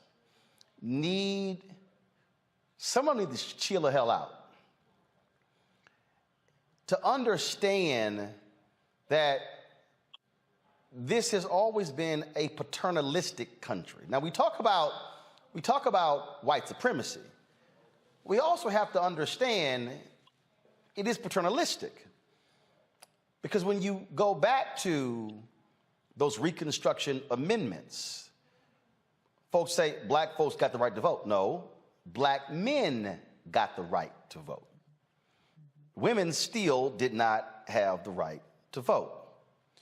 So, brothers, men need to be cognizant of what moments like this mean, what it meant when Sandra Day O'Connor became the first woman on the Supreme Court, when Sonia Sotomayor became the first Latina on the Supreme Court, and Ketanji Brown Jackson becoming the first African-American woman on the Supreme Court. I think you nailed it, Roland. I actually teach constitutional law to undergrads. And what people don't know is the level of scrutiny that's used when a case involves suspect classifications of women is lower than any other level relative to that importance. It's intermediate scrutiny rather than strict scrutiny. And your point is well taken in that this is not about us. This is about black women, and this is about black women's excellence yet again being on display, being devalued, but nonetheless carrying the day. As Proverbs 18:16 says, a man's gift makes room for him. And Justice Jackson's gift has made room for her. At every stage of her practice, she has been impeccable. We have seen that she was impeccable at Harvard. She was impeccable in the law review. She's been impeccable as a public defender and on the bench for many years and in many different areas of service. So brothers need to chill, and this needs to be about her and about the black women that have given us life, that continue to give us life, continue to pour into us, and continue to be at the highest level of excellence wherever they are. This is just emblematic of all the sisters that we know who have done this kind of work at this level and who haven't always gotten the credit. And thankfully, she understood that and gave the credit not only to the ancestors, but to those with whom she stands today. And you know, Michael, a lot of times you'll hear men, when they have daughters, all of a sudden begin to see why these things matter. I don't have children.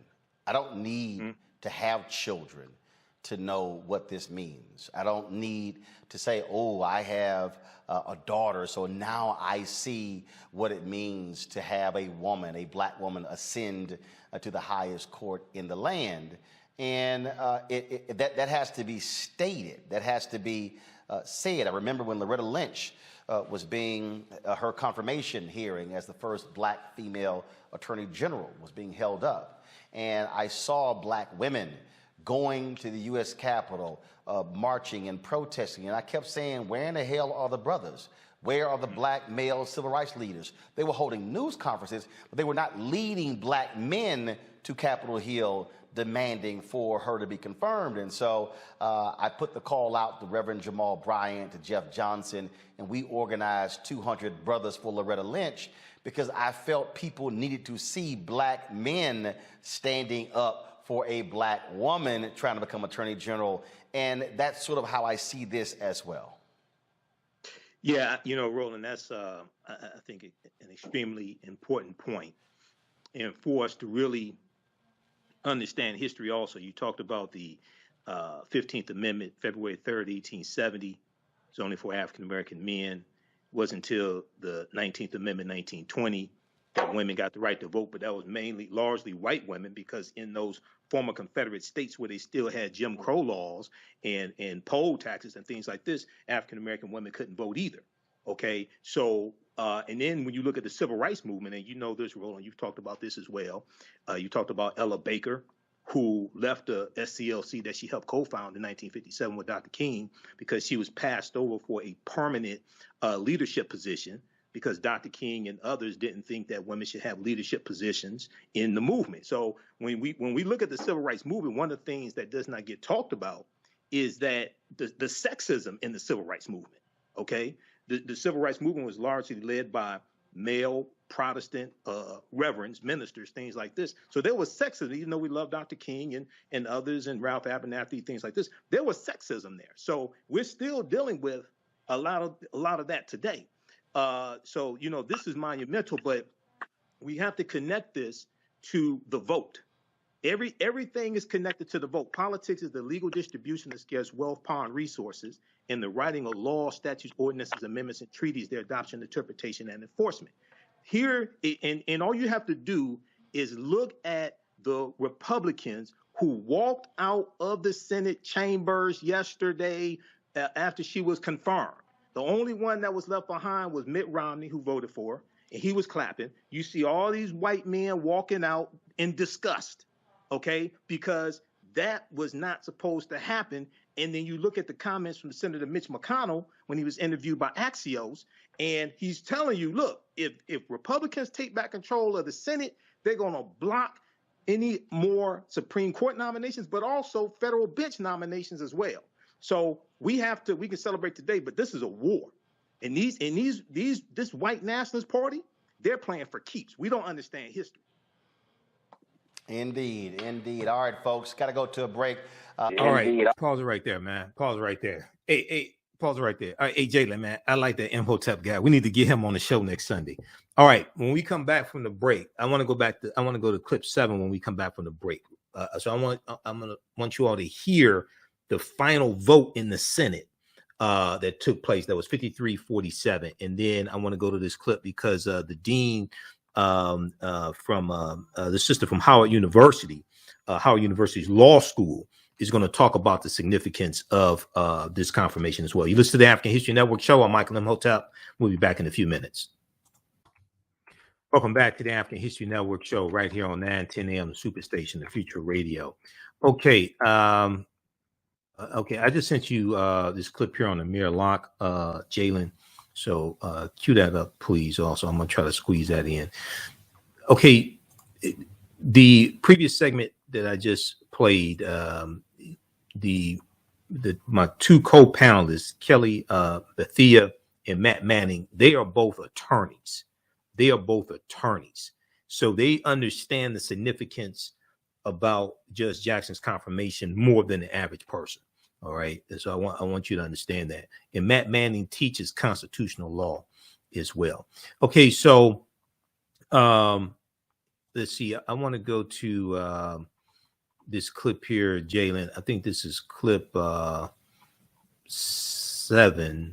This is clip number 7. I want to go to clip number 7, queued up at the 16-second mark.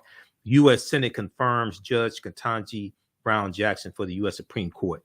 This is from C-SPAN. And this is how the final count went. This is the Senate confirmation vote. Let's go to this clip, Jalen. On this vote, the yeas are 53, the nays are 47, and this nomination is confirmed.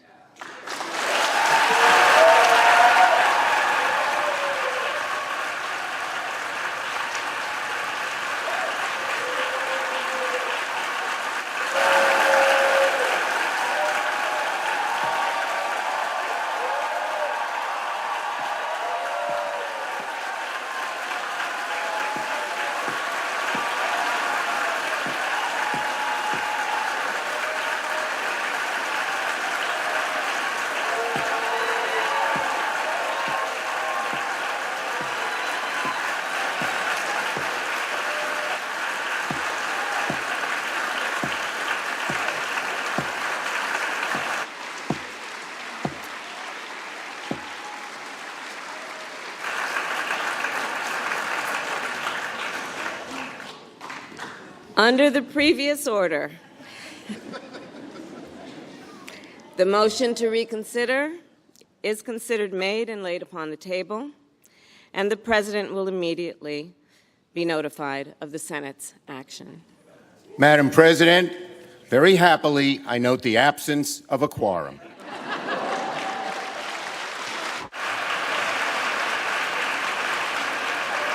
The clerk will call the roll. Ms. Baldwin.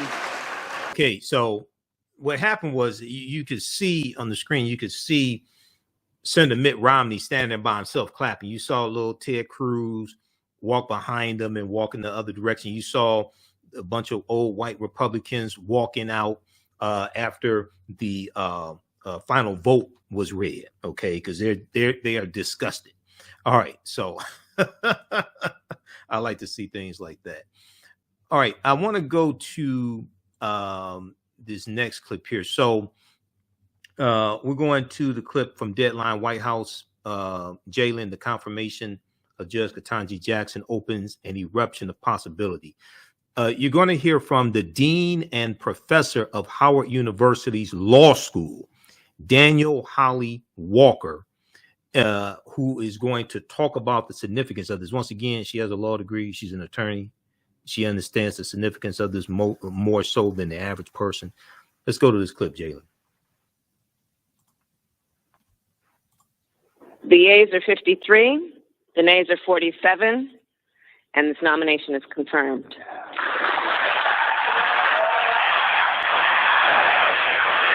An historic vote in the U.S. Senate today, confirming Judge Ketanji Brown Jackson to the United States Supreme Court. Of course, she becomes the first Black woman to sit on the U.S. Supreme Court. Here was Judge Jackson watching the vote with President Joe Biden, who nominated her just 42 days ago. They watched that moment we just played you together. Bipartisan support in the end for her place on the nation's highest court from all 50 Democrats and 3 Republicans, which these days is not nothing, much more than the simple Senate majority than she needed. Judge Jackson will officially be sworn in this summer when Justice Stephen Breyer's term ends. It's a major win for the country, for the president, for representation, and for Democrats overall. She faced opposition from every Republican who sits on the Senate Judiciary Committee amid 6 weeks of polarizing and offensive attempts by some to paint her as some sort of left-wing radical soft on crime. Republicans unsuccessfully trying to discredit her impressive background and record, bringing more judicial experience to the job than any sitting justice when they were nominated. Let's bring into our coverage Danielle Holly Walker, Dean and Professor of Howard University Law School.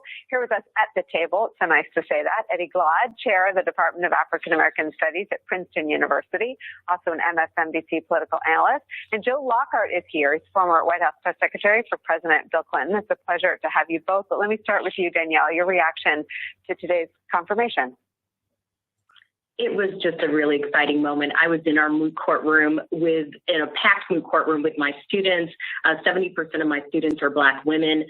There was a huge celebration as we saw the confirmation occur.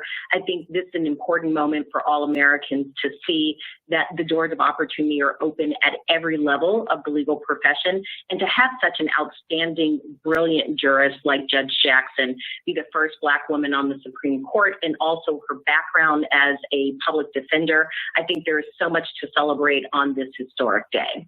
Danielle, tell me more about what your students said, because I've seen some reporting from some women that reporters have talked to saying, it's fine, I'm fine to be second. But I know my career, I saw Joe's colleague Dee Dee Myers at the podium, and I thought, oh my God, I could do that. Maybe not at the White House, but I could do a job like that.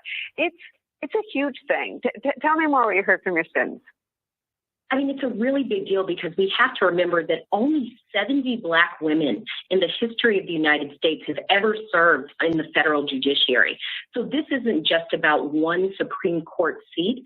It's about the idea that Black women should be serving at every level of our federal judiciary and every level in our state judiciary. And I think it really gives my students and students around the country and people, little girls around the country, the opportunity to say, even though I may never become a Supreme Court justice, I do have the opportunity to become a judge, to become a law firm partner, to become a federal public defender. All of the things that they saw in Justice Jackson's background, they now know that they can also do those things. And I agree, Nicole, it's a powerful moment. I was the first Black woman on a faculty at a public school in the South. And it meant a great deal. I wasn't the last. And I think that's what this really means today. She will be the first, but she will not be the last. And it is a very powerful moment for that reason. And okay, Danielle, from the sublime to the right there, ugly. Pause it right there.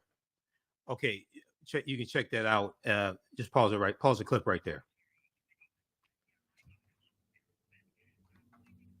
Okay, stop the clip. Okay. All right. Everybody, check out this article here from. This is from New York Times. We belong in these spaces. Jackson's successors reflect on her nomination. This is from the New York Times, and they spoke with African-American female law school students at Harvard University. Okay. And one of the things that they talk about in here is that only 4.7% of lawyers are African-American, and just 70 African-American women have ever served as a federal judge, representing fewer than 2% of all such judges. Now, Joe Biden has nominated more African-American women to the Federal Court of Appeals than all previous presidents combined. That's an example of how elections have consequences. Okay. All right. So in that clip that I just played, you heard the dean of Howard University in this piece on Amir Locke. I talked about it on my Thursday show. You can support us, $ TheAHNShow through Cash App, and visit our website, AfricanHistoryNetwork.com, AfricanHistoryNetwork.com. Right now, it's correct wrong behavior is not over till we win. Wakanda forever. We'll talk to you tomorrow. Peace. Okay, stand by, everybody. Stand by. Okay, Restream stopped broadcasting for a minute, so I had to restart the broadcast. Okay, I want to go to, once again, check out the article from the New York Times. I talked about this early in the week. Name of this article is We Belong in These Spaces. Jackson's successors reflect on her nomination. Okay, and they spoke with African-American female law at Harvard University, for this piece. Okay, so Wednesday, April 6th, we got the news about Amir Locke and no charges in the killing of Amir Locke in Minneapolis, Minnesota. Okay, back in February. So I talked about this on our Thursday show, but I want to go to this article quickly, and I want to go to this clip here that deals with this. And we dealt with the press conference that was held by Hennepin County prosecutor and also Minnesota State prosecutor Keith Ellison. If we look at this piece here, police won't be charged in death of Amir Locke, black man shot in no-knock raid. There's insufficient admissible evidence to file criminal charges in this case, Hennepin County Attorney Michael Freeman and Minnesota Attorney General Keith Ellison said. Now, this is from April 6, 2022. This is from April 6, 2022.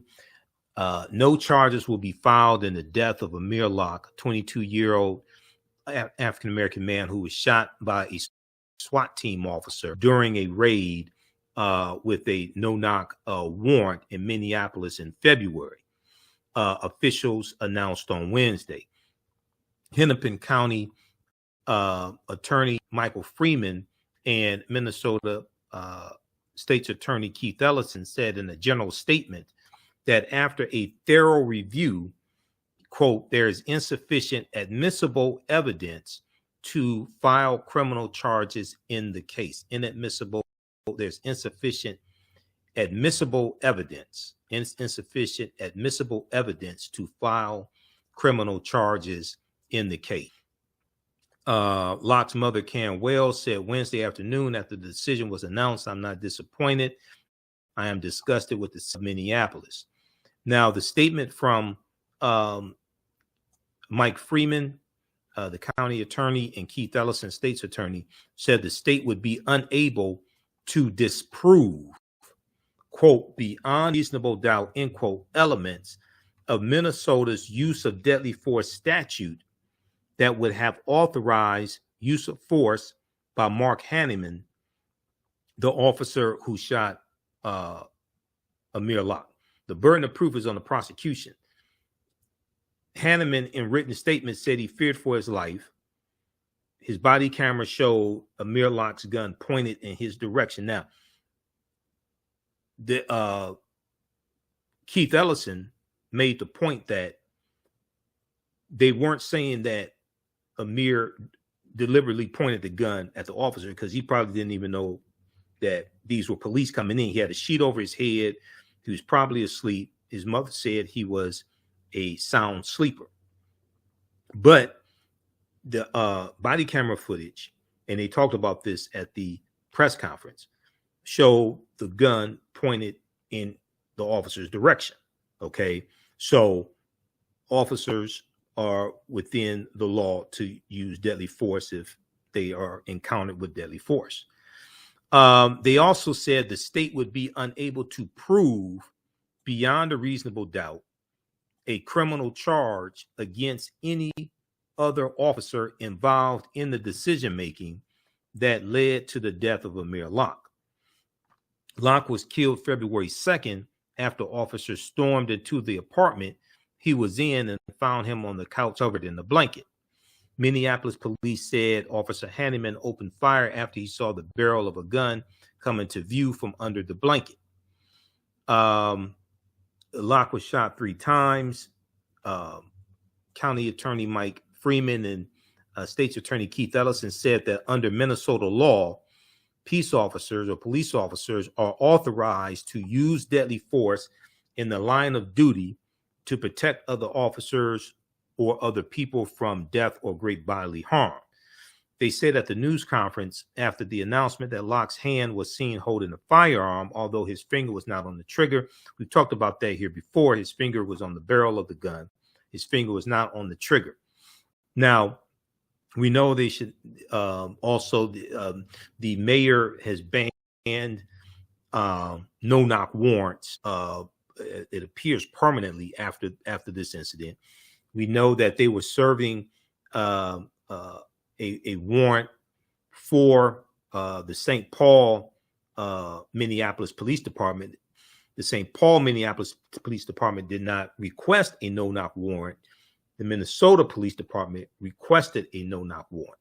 Okay, Minneapolis, Minnesota, St. Paul, Minnesota. The Minneapolis, Minnesota Police Department requested a no-knock warrant. In the statement, they said Officer Hanneman perceived the movements as a threat of death or great bodily harm. Amir Locke was not the suspect in the investigation, had no criminal background or anything like that. He's just wrong place, wrong time. Okay, I want to go to this clip here from NBC News. Let's go. Let me cue this back up here. Just a second here. So read that article. Also, there's a good article from the Washington Post on this as well. Let me cue this clip up here.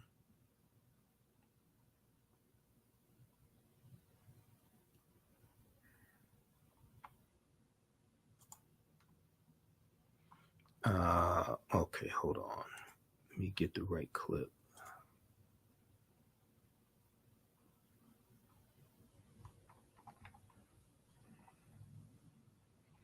Just a second here. I had the right clip and it, let me back up. It advanced to another one.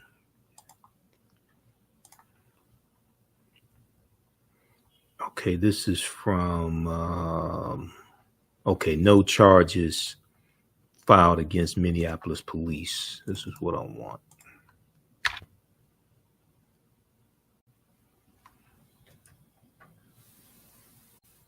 Okay, we'll let that queue up here. So the standard, I think it's in this article here, but the one in the one from the Washington Post is even more detailed. The standard is what a reasonable officer would do in a situation. Now, I've said before, also the laws need to be changed as well. The laws need to be changed as well. This one right here from the Washington Post. Okay, this is a really good article that gives more detail, more background information. This one from, let me see here.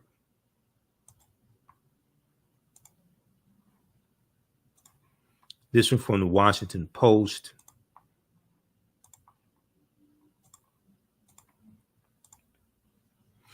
Police won't be charged in shooting of Amir Locke during no-knock raid.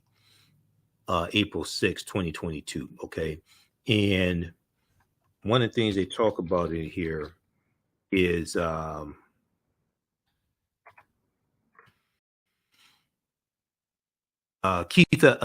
State's Attorney General Keith Ellison described Locke as a victim, Amir Locke as a victim, and said the man never should have been called a suspect.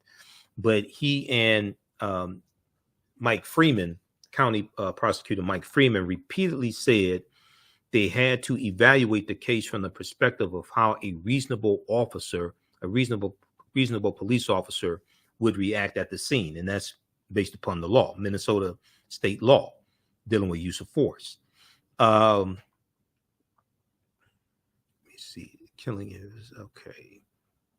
All right. Let's go to this clip here from NBC News.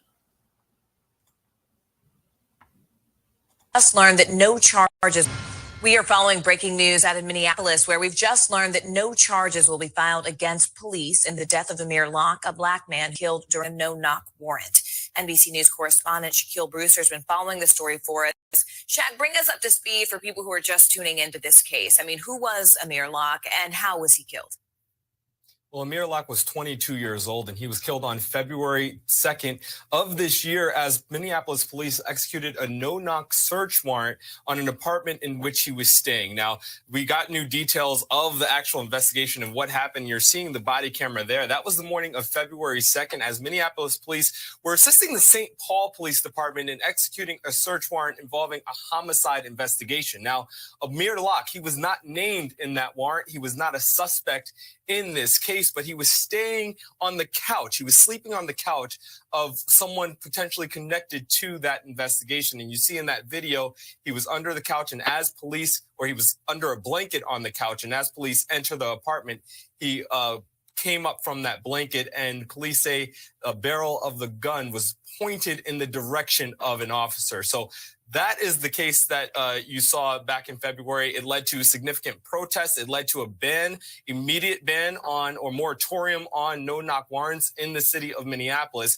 And today we have that information, that news from the Hennepin County Attorney and then the Attorney General for the state of Minneapolis saying that no charges will be filed against the officers involved in that raid.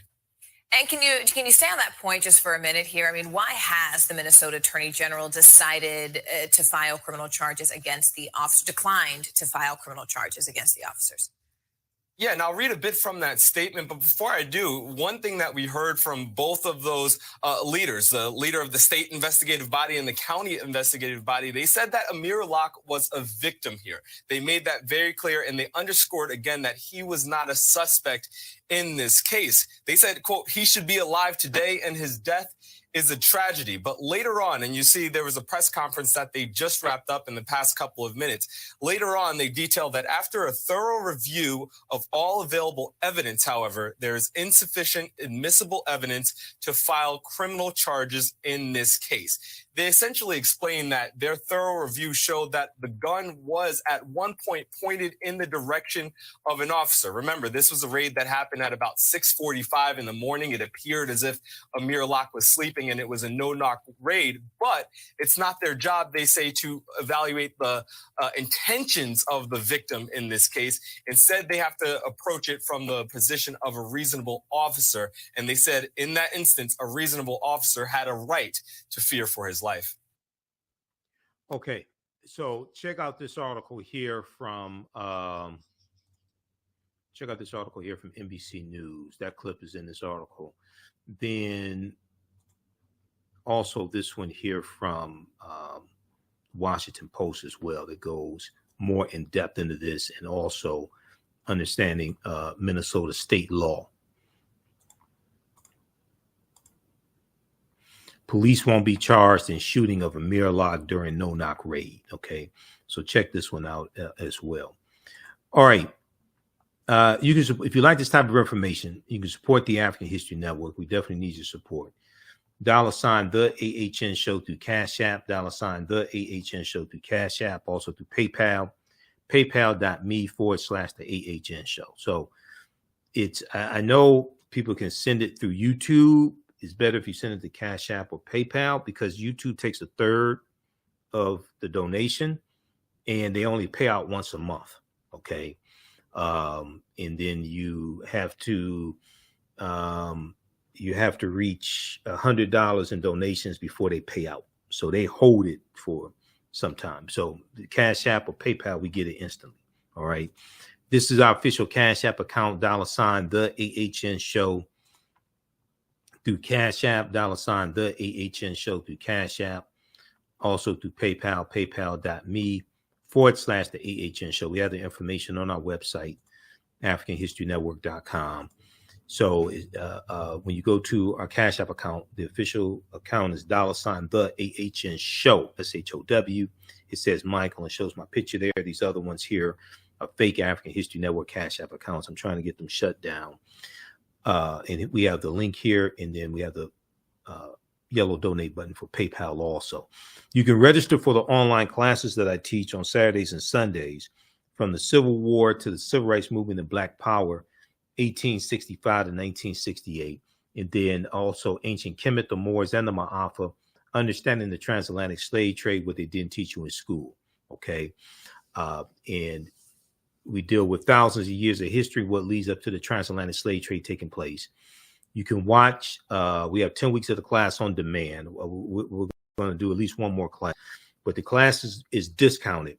It's regularly $130. It's on sale $60. So as soon as you register, you can start watching content on demand. We have 10 weeks of the class on demand. Watch at your own pace. Even after the course is over with, you still have access to the full class. You can still go back, watch the full course as much as you want to. So it doesn't expire or anything like that.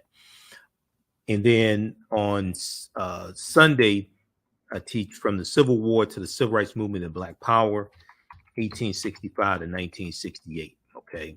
And that class, we do a history starting in 1803 up to the Civil War. And then we do a Reconstruction, Jim Crow era, Civil Rights Movement, Black Power Movement, Civil Rights Movement, Black Power Movement, Great Migration, all of that history. Okay. We have a bundle pack. You can register for both classes for $100, regularly $260. All right. So we have the information right on the homepage of our website, AfricanHistoryNetwork.com. I do a PowerPoint presentation. We have book references, articles, video clips. You can use this information with your children. I would say the information is PG-13. Okay. You can use this information with your children also. So we have the course bundle. You get both classes for $100. And we'll post this link here as well. All right. And then you can, April 30th, Saturday, April 30th through Sunday, March 1st, the One Africa Power and Unity Conference is taking place at the DoubleTree Hotel in Detroit. So we're going to put this website on our website, AfricanHistoryNetwork.com. I just posted the link here. You can register for the conference. You can come in person, or you can live stream it from around the world. So they have tickets between $50 to $135. It's a 2-day conference. And you're going to have some of our great scholar warriors there. Dr. Leonard Jeffries, Dr. Rosalind Jeffries, his wife, Professor Jane Small, Dr. Jeffries and Dr. Leonard Jeffries, Professor Jane Small, two of my teachers. You're going to have Dr. Chike Okua, Mfundishi Jhutyms, Dr. Malefe Kete Asante, Jabari Osaze, Dr. Maulana Karenga. These scholars are going to be doing presentations, having workshops, things like this. Is a 2-day conference. Okay.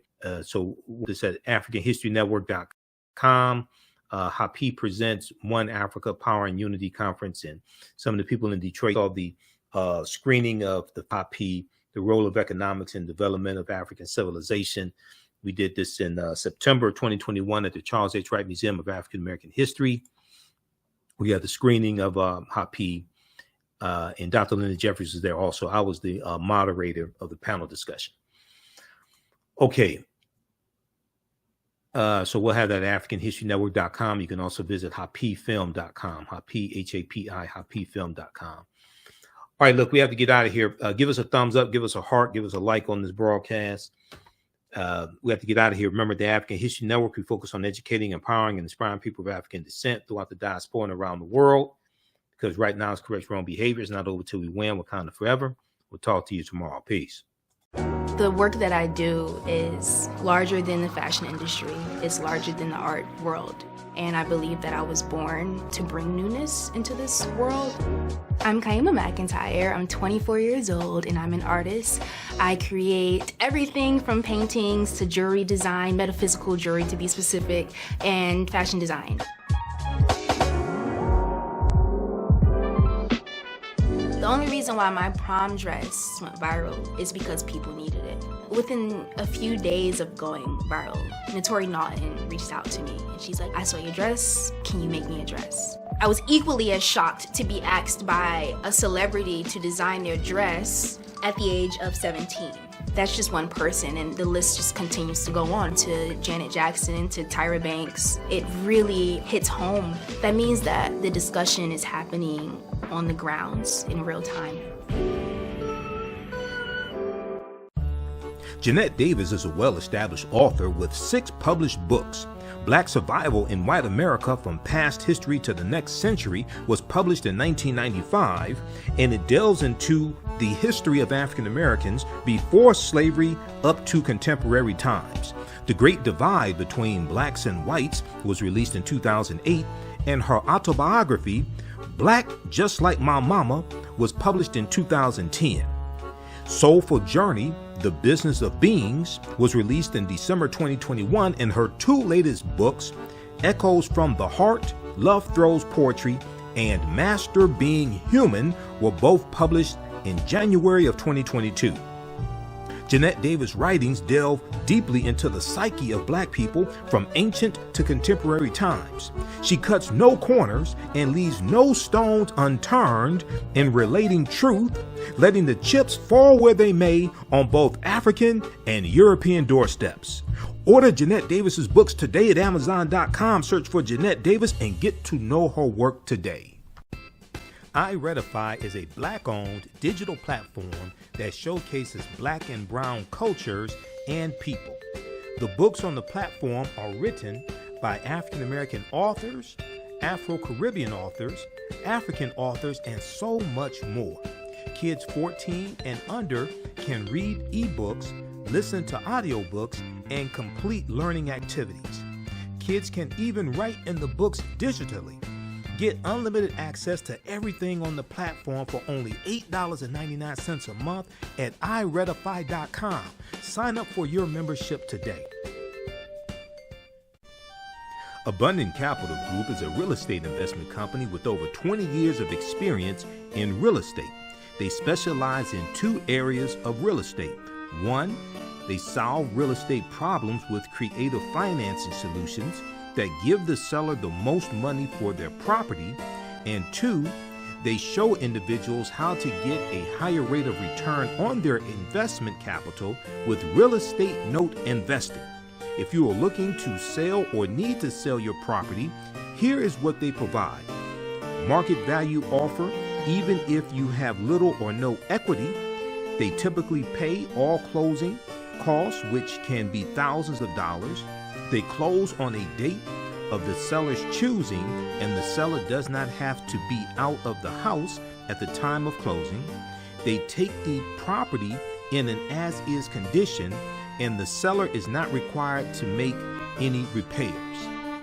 Give them a call or email them today for a free consultation and see how they can help you with your real estate needs. Call them at 973-475-8488. That's 973-475-8488.